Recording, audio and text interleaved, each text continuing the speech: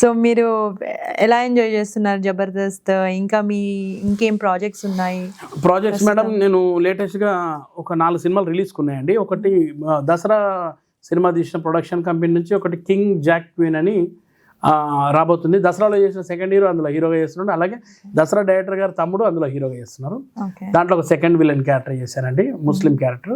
And అలాగే మన Bellamkonda scene గారు ఒక సినిమా హైందవ అనే ఒక సినిమా మధ్యకాలం ట్రైలర్ కూడా చిన్న టీజర్ వచ్చింది, అందులో కూడా ఒక నెగిటివ్ క్యారెక్టర్ చేశాను.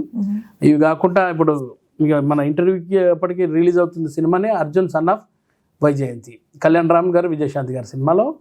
దాంట్లో ఒక మంచి, అంటే నాకు చాలా బాగా నచ్చిన క్యారెక్టర్, ఒక మంచి సింపతి క్యారెక్టర్. నన్ను చూస్తే 2 నిమిషాలు ఎవరికైనా బాధ అనిపిస్తుంది, ఏడుపు వస్తుంది. అలాంటి చిన్న సిచ్యువేషన్ దగ్గర సీన్ చేశాను.